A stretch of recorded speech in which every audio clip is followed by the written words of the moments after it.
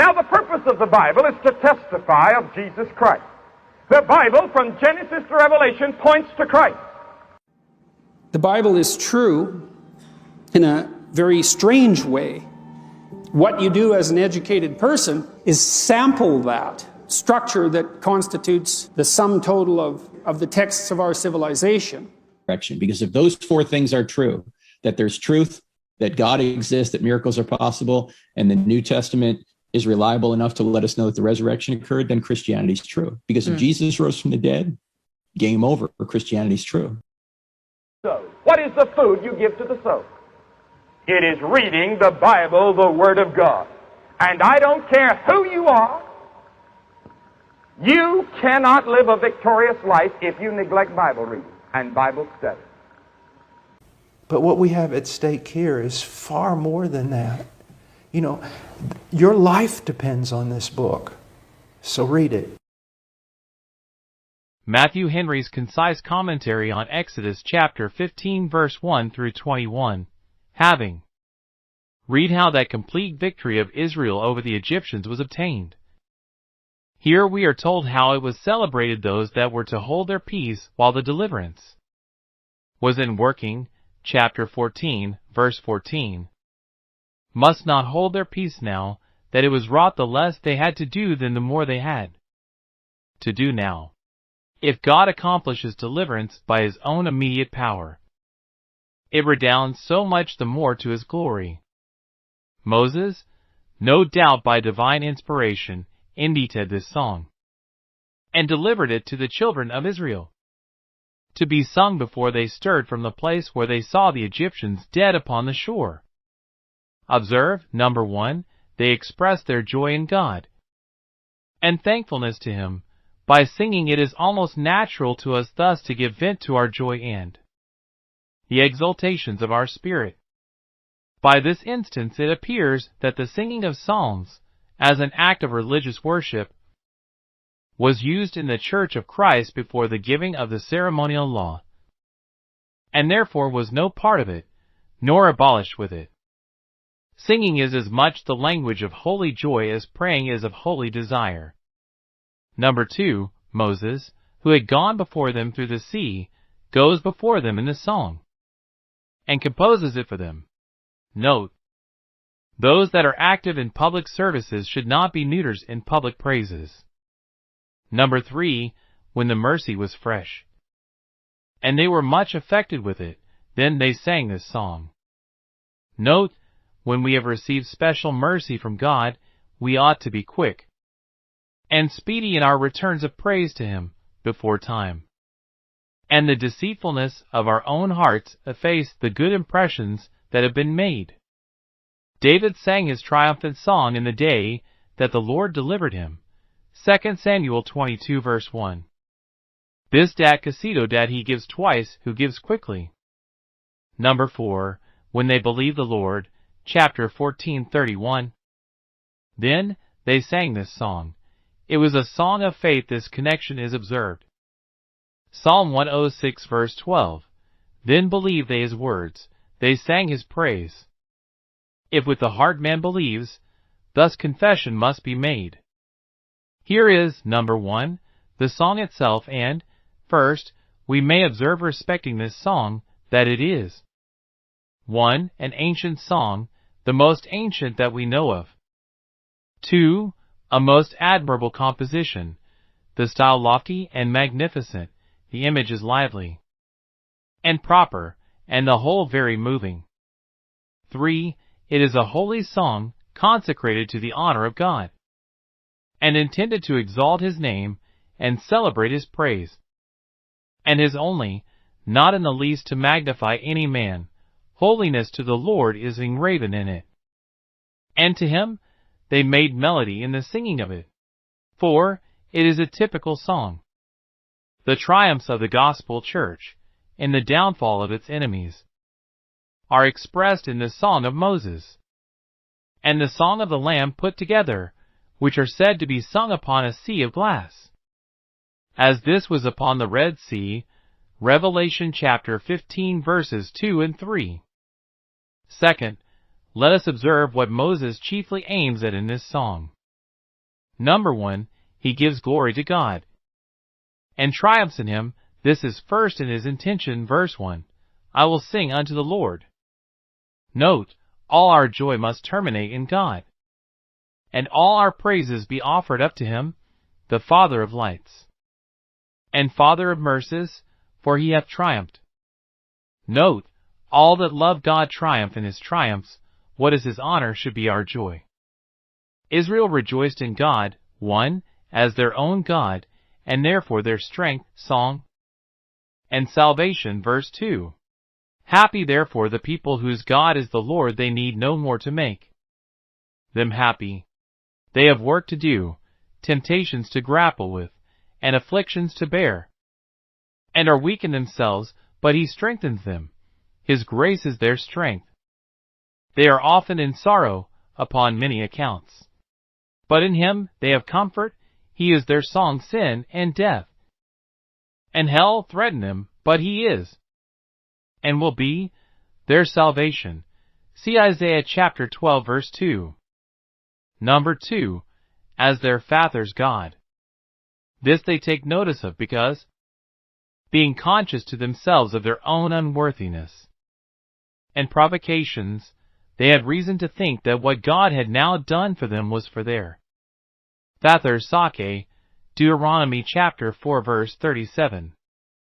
Note, the children of the covenant ought to improve their Father's relation to God as their God, for comfort, for caution, and for quickening. Number 3, as a God of infinite power, verse 3. The Lord is a man of war, that is, well able to deal with all those that strive with their Maker, and will certainly be too hard for them. 4, as a God of matchless and incomparable perfection, verse 11. This is expressed, first, more generally, who is like unto thee, O Lord, among the gods? This is pure praise, and a high expression of humble adoration. It is a challenge to all other gods to compare with him. Let them stand forth and pretend their utmost. None of them dare make the comparison. Egypt was notorious for the multitude of its gods, but the God of the Hebrews was too hard for them, and baffled them all. Numbers 38:4, Deuteronomy chapter 32, verses 23 through 39.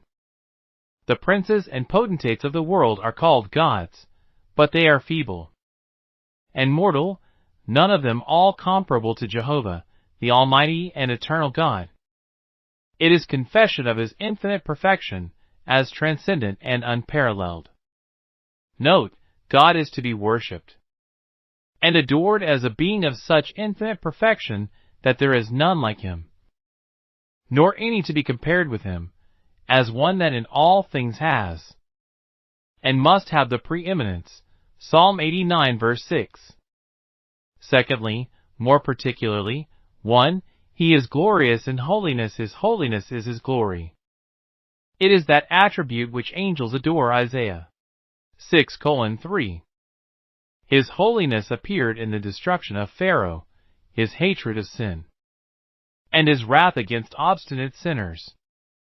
It appeared in the deliverance of Israel, his delight in the holy seed, and his faithfulness to his own promise.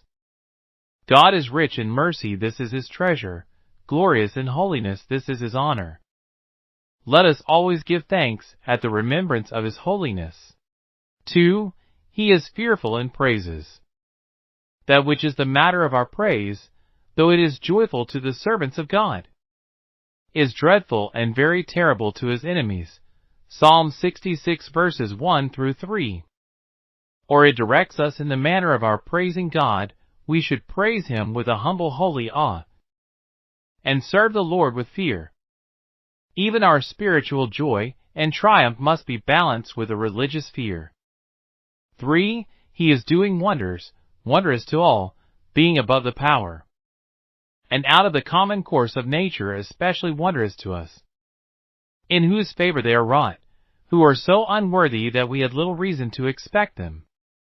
They were wonders of power and wonders of grace, and both God was to be humbly adored.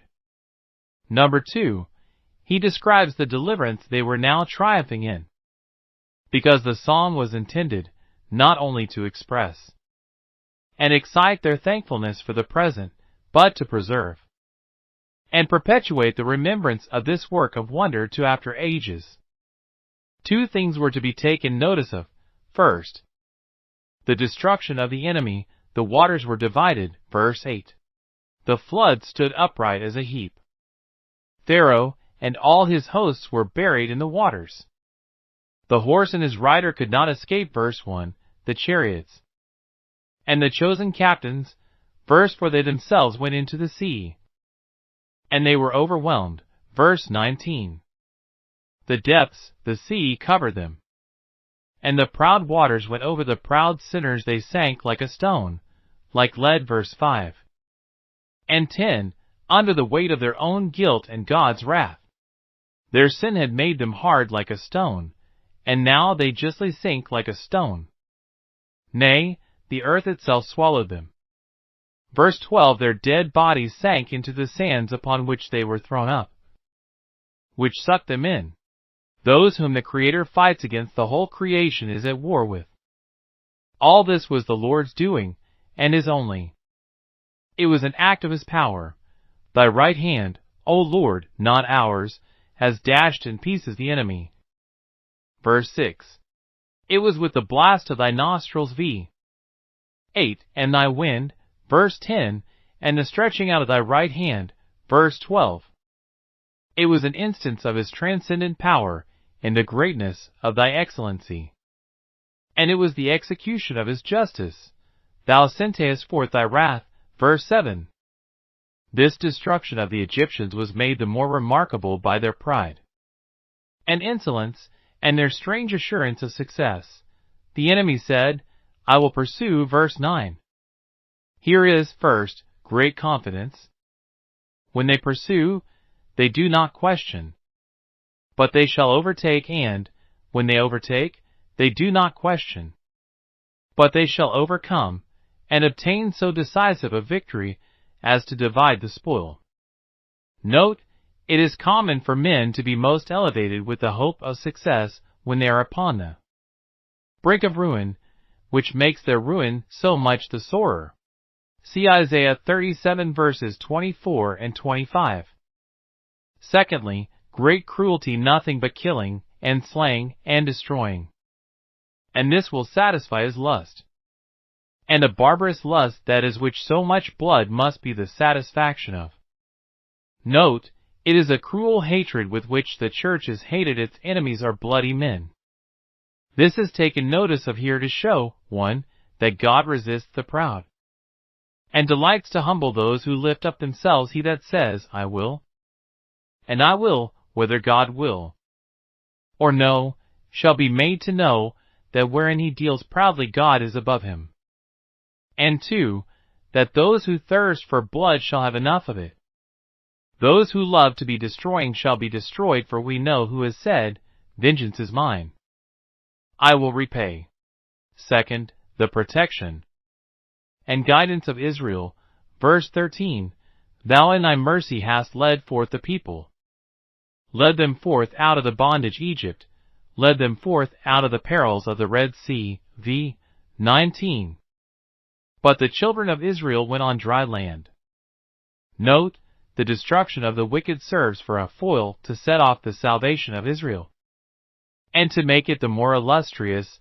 Isaiah 45 verse 13, 14, and 15. Third, he sets himself to improve this wonderful appearance of God for them.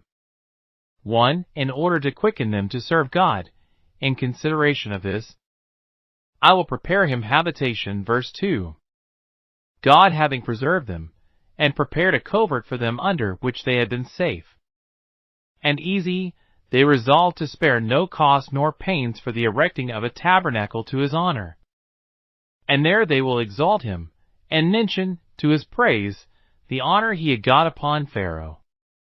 God had now exalted them, making them great and high, and therefore they will exalt him, by speaking of his infinite height and grandeur. Note, our constant endeavor should be, by praising his name and serving his interests, to exalt God and it is an advancement to us to be so employed. 2. In order to encourage them to trust in God. So confident is this psalmist of the happy issue of the salvation, which was so gloriously begun, that he looks upon it as in effect finished already. Thou hast guided them to thy holy habitation. Verse 13. Thou hast thus put them into the way to it, and wilt in due time bring them to the end of that way, for God's work is perfect. Or, thou hast guided them to attend thy holy habitation in heaven with their praises.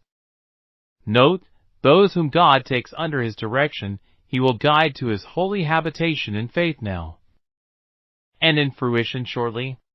2 ways this great deliverance was encouraging. First, it was such an instance of God's power as would terrify their enemies, and quite dishearten them. Verses 14, 15, and 16. The very report of the overthrow of the Egyptians would be more than half the overthrow of all their other enemies. It would sink their spirits, which would go far towards the sinking of their powers and interests. Philistines, Moabites, Edomites, and Canaanites, with each of which nations Israel was to grapple, would be alarmed by it, would be quite dispirited, and would conclude it was in vain to fight against Israel, when a God of such power fought for them. It had this effect: the Edomites were afraid of them. Deuteronomy 2 verse 4. So were the Moabites. Numbers 22:3. And the Canaanites. Joshua 2 verses 9 and 10 verse 1. Thus God sent his fear before them. Chapter 23:27. And cut off the spirit of princes. Secondly, it was such a beginning of God's favor to them, as gave them an earnest of his perfection, of his kindness. This was but in order to something further. Thou shalt bring them in, verse 17. If he thus bring them out of Egypt, notwithstanding their unworthiness, and the difficulties that lay in the way of their escape, doubtless he will bring them into Canaan, for has he begun, so begun, and will he not make an end? Note, our experiences of God's power and favor should be improved for the support of our expectations. Thou hast, therefore, not only thou canst, but we trust thou wilt, is good arguing. Thou wilt plant them in the place which thou hast made for thee to dwell in. Note, it is good dwelling where God dwells, in his church on earth. Psalm 27:4, in his church in heaven. John 17 verse 24. Where he says, This is my rest forever, we should say, Let it be ours. Lastly, the great ground of the encouragement which they draw from this work of wonder is, The Lord shall reign forever and ever. v. 18. They had now seen an end of Pharaoh's reign. But time itself shall not put a period to Jehovah's reign, which, like himself, is eternal, and not subject to change.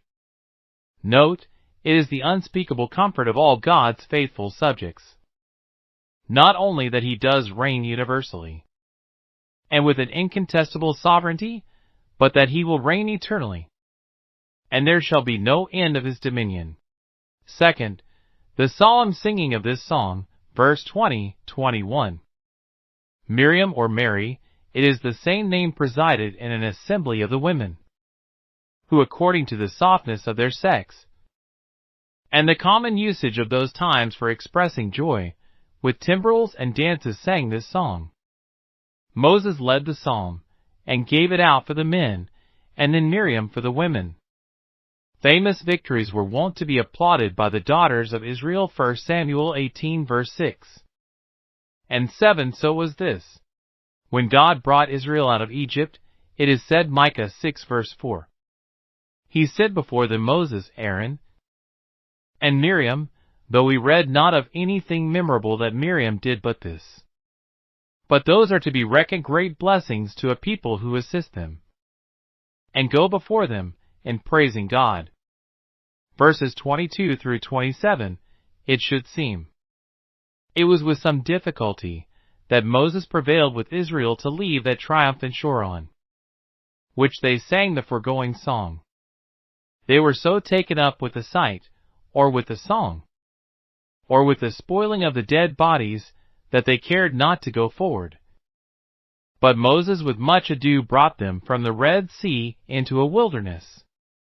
The pleasures of our way to Canaan must not retard our progress, but quicken it, though we have a wilderness before us. Now here we are told, first, that in the wilderness of Shur they had no water, verse 22. This was a sore trial to the young travelers, and a diminution to their joy. Thus God would train them up to difficulties. David, in a dry and thirsty land where no water is, reaches forth towards God, Psalm 63 verse 1. Second, that at Marah they had water, but it was bitter, so that though they had been 3 days without water they could not drink it, because it was extremely unpleasant to the taste, or was likely to be prejudicial to their health, or was so brackish that it rather increased their thirst than quenched it, verse 23. Note, God can embitter that to us from which we promise ourselves most satisfaction, and often does so in the wilderness of this world, that our wants and disappointments in the creature may drive us to the Creator, in whose favor alone true comfort is to be had. Now in this distress, 1, the people fretted and quarreled with Moses, as if he had done ill by them. What shall we drink? Is all their clamor, verse 24. Note, the greatest joys and hopes are soon turned into the greatest griefs, and fears with those that live by sense only, and not by faith. 2. Moses prayed, he cried unto the Lord, verse 25. The complaints which they brought to him, he brought to God, on whom, notwithstanding his elevation, Moses owned a constant dependence. Note, it is the greatest relief of the cares of magistrates and ministers, when those under their charge make them uneasy, that they may have recourse to God by prayer. He is the guide of the church's guides, and to him, as the chief shepherd, the under-shepherds must upon all occasions apply. 3. God provided graciously for them. He directed Moses to a tree, which he cast into the waters, in consequence of which, all of a sudden, they were made sweet. Some think this wood had a peculiar virtue in it for this purpose, because it is said, God showed him the tree. God is to be acknowledged, not only in the creating of things useful for man, but in discovering their usefulness. Or perhaps this was only a sign, and not at all a means, of the cure, any more than the brazen serpent, or Elisha's casting 1 cruse full of salt into the waters of Jericho. Some make this tree typical of the cross of Christ, which sweetens the bitter waters of affliction to all the faithful, and enables them to rejoice in tribulation.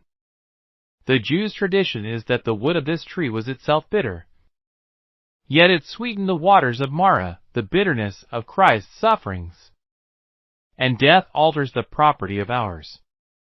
For, upon this occasion, God came upon terms with them, and plainly told them, now that they had got clear of the Egyptians, and had entered into the wilderness, that they were upon their good behavior, and that according as they carried themselves so it would be well, or ill with them, there he made a statute and an ordinance, and settled matters with them. There he proved them, that is, there he put them upon the trial, admitted them as probationers for his favor. In short, he tells them, verse 26, 1, what he expected from them, and that was, in one word, obedience. They must diligently hearken to his voice, and give ear to his commandments, that they might know their duty, and not transgress through ignorance. And they must take care in everything to do that which was right in God's sight, and to keep all his statutes. They must not think, now, that they were delivered from their bondage in Egypt, that they had no lord over them, but were their own masters. No, Therefore they must look upon themselves as God's servants, because he had loosed their bonds, found in Psalm 116 verse 16, Luke 1 verse 74 and 75. 2. What they might then expect from him. I will put none of these diseases upon thee, that is, I will not bring upon thee any of the plagues of Egypt. This intimates that, if they were rebellious and disobedient, the very plagues which they had seen inflicted upon their enemies should be brought upon them, so it is threatened. Deuteronomy 28 verse 60. God's judgments upon Egypt, as they were mercies to Israel, opening the way to their deliverance. So they were warnings to Israel, and designed to awe them into obedience. Let not the Israelites think, because God had thus highly honored them in the great things he had done for them, and had proclaimed them to all the world his favorites, that therefore he would connive at their sins, and let them do as they would. No, God is no respecter of persons. A rebellious Israelite shall fare no better than a rebellious Egyptian, and so they found, to their cost, before they got to Canaan. But, if thou wilt be obedient, thou shalt be safe. And happy. The threatening is implied only, but the promise is expressed. I am the Lord that healeth thee, and will take care of thy comfort wherever thou goest. Note, God is the great physician. If we be kept well, it is he that keeps us. If we be made well, it is he that restores us. He is our life, and the length of our days. Third, that at Elim they had good water, and enough of it. Verse 27. Though God may, for a time, order his people to encamp by the waters of Marah, yet that shall not always be their lot. See how changeable our condition is in this world, from better to worse, from worse to better. Let us therefore learn both how to be abased, and how to abound, to rejoice as though we rejoice not when we are full, and to weep as though we wept not when we are emptied. Here were 12 wells for their supply, one for every tribe, that they might not strive for water, as their fathers had sometimes done, and, for their pleasure, there were 70 palm trees, under the shadow of which their great men might repose themselves. Note, God can find places of refreshment for his people even in the wilderness of this world. Wells in the valley of Baca, lest they should faint in their mind with perpetual fatigue. Yet, whatever our delights may be in the land of our pilgrimage, we must remember that we do but encamp by them for a time, that here we have no continuing city.